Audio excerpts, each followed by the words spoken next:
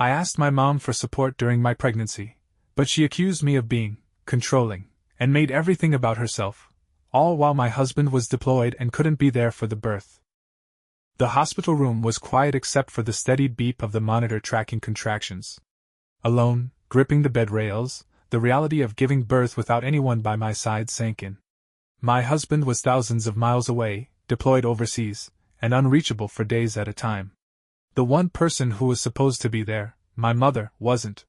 She had turned my pregnancy into a stage for her own grievances, leaving me to face this moment without her.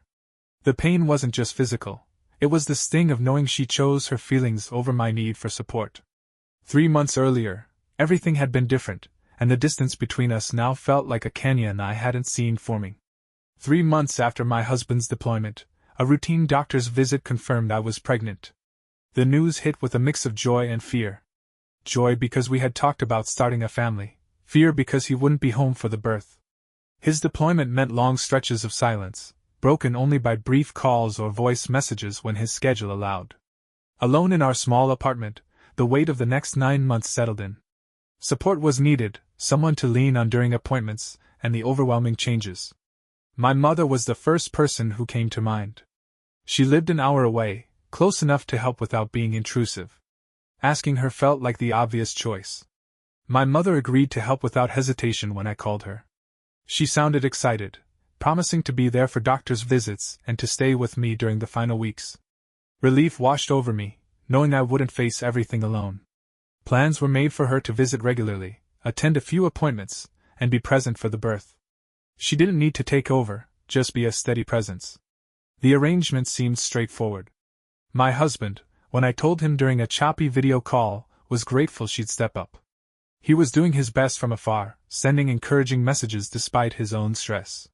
For a moment, it felt like things would be manageable, like I had a team, even if it was small. My mother's visit started off fine, but a shift happened within weeks. She arrived at my apartment with bags of unsolicited baby clothes and strong opinions about my plans. During my second trimester ultrasound, she questioned the technician's every move, insisting she knew better from her own pregnancies decades ago. At home, she rearranged my kitchen without asking, claiming it was more practical for when the baby arrived. My meal choices, simple things like ordering takeout to save energy, became a point of criticism. She'd lecture about nutrition, ignoring that I was following my doctor's advice.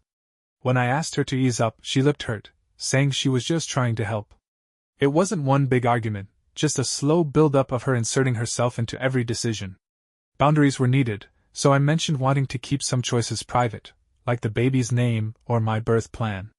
Instead of understanding, she grew defensive, her tone sharp, accusing me of pushing her away. The air between us thickened, and what was supposed to be support started feeling like a takeover. My husband, when I updated him, suggested talking it out, but his calls were too brief to lean on fully. Alone most days, the stress of her presence began to outweigh the comfort I'd hoped for. The tension with my mother grew heavier as my pregnancy progressed into the 3rd trimester. Her visits, once a source of reassurance, became exhausting. She'd show up unannounced, claiming she was worried about me, but then spend hours critiquing my preparations. The nursery setup was too cluttered, the car seat wasn't the brand she'd choose, and my decision to work part-time until the birth was reckless, according to her. Every choice I made seemed to invite her judgment. When I tried setting clearer boundaries, like asking her to call before coming over, she took it personally. Her voice would tighten, and she'd bring up how much she was sacrificing to be there for me. It wasn't about gratitude, it was about control, and I felt it slipping from my hands. At a routine checkup, she argued with my OB about my birth plan, insisting on interventions I hadn't agreed to. Embarrassed, I asked her to wait outside, hoping to smooth things over later. Instead, she called me ungrateful that evening, saying I humiliated her in front of strangers. The accusations piled up. She told me I'd changed, that marriage made me distant, that I didn't value her experience as a mother. My attempts to explain were met with tears or silence. My husband, stuck overseas, could only listen during our rare calls, his frustration clear but useless from so far away. The final straw came when I asked her to respect my medical choices. She stormed out, claiming I didn't trust her, leaving me stunned and second-guessing myself. Family started texting, saying she was upset, painting me as the one shutting her out.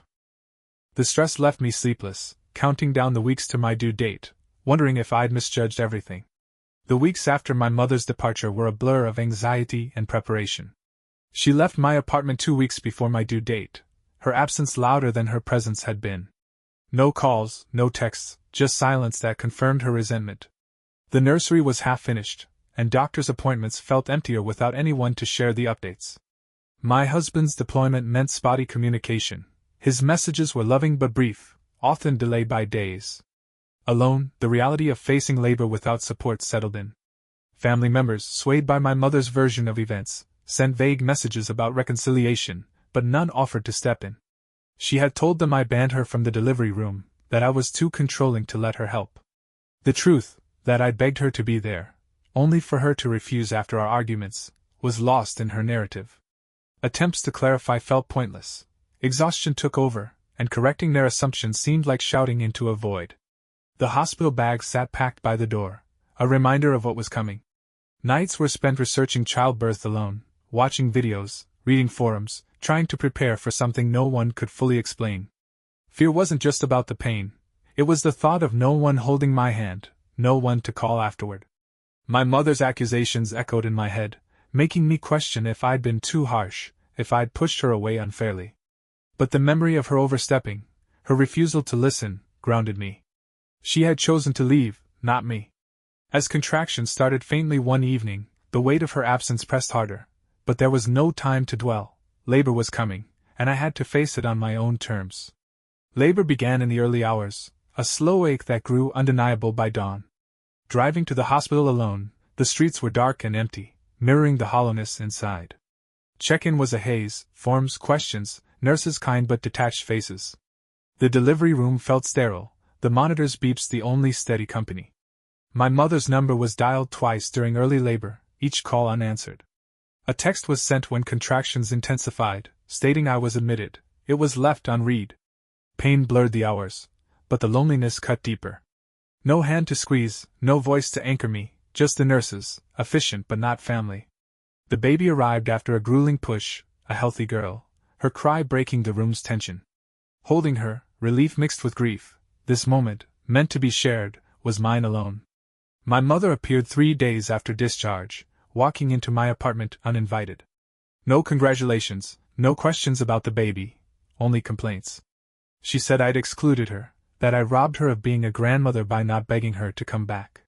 Her tears filled my living room, her voice loud about her own pain, ignoring mine. The baby slept through it, unaware of the fracture unfolding. Explaining felt useless. She didn't hear me during pregnancy, and nothing had changed. Family kept calling, echoing her story, urging me to forgive her for peace's sake. But peace wasn't theirs to demand, it was mine to rebuild. My daughter's tiny weight in my arms was the only thing grounding me, a reminder of what mattered now. My mother left that day, still framing herself as the victim, and I locked the door behind her, unsure when I'd open it again. The weeks after my mother's visit passed in a haze of new motherhood. My daughter's needs, feedings, diaper changes, fleeting naps, consumed every hour, leaving little room for reflection. Yet the sting of my mother's absence lingered, a quiet ache beneath the chaos. My husband's return was still weeks away, his messages a lifeline but no substitute for his presence. Family members kept their distance, their silence speaking volumes. They believed my mother's story that I'd shut her out deliberately. No one asked about the birth, the baby, or how I was managing alone. The isolation wasn't new, but it hardened into something deliberate.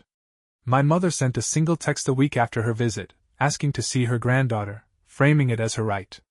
No apology, no acknowledgement of the hospital, just a demand to move forward on her terms. Responding felt like stepping into quicksand. Every word would be twisted, every boundary weaponized. Ignoring her was easier, though guilt crept in late at night, whispering that I'd failed her somehow. But the memory of labor, of unanswered calls and unread texts, silenced those doubts. Trust was broken, not by my control but by her refusal to show up.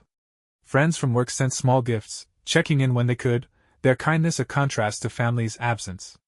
Online forums became a refuge. Other new mothers shared stories of strained family ties, offering tips on setting limits without crumbling. Slowly, routines formed, morning walks with the stroller, quiet evenings with my daughter's soft breaths. Her tiny milestones, first smiles, grasping fingers, built a world separate from the drama. My mother's shadow loomed, but I was learning to step out from under it, one choice at a time. My husband came home 2 months after the birth. His duffel bag dropped at the door as he held our daughter for the first time. His eyes glistened, taking in her small features, no trace of ego in his joy. He asked about every detail, her habits, my recovery, the labor, listening without making it about himself. His presence shifted everything. The apartment felt fuller, the loneliness lighter. We talked about my mother late one night, her actions laid bare in calm recounting. He didn't push forgiveness or confrontation, just supported my choice to keep distance. Low contact with her became permanent, not out of anger, but clarity. She had failed me when I needed her most, and no tears or guilt trips could rewrite that. Family members occasionally reached out, still urging reconciliation, but their voices carried less weight now. My daughter grew, her laughter filling spaces my mother's drama once occupied.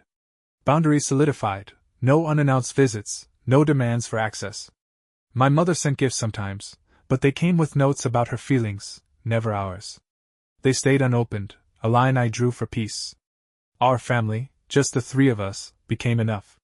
Doctors' visits, holidays, quiet dinners, they built a rhythm rooted in trust, not obligation.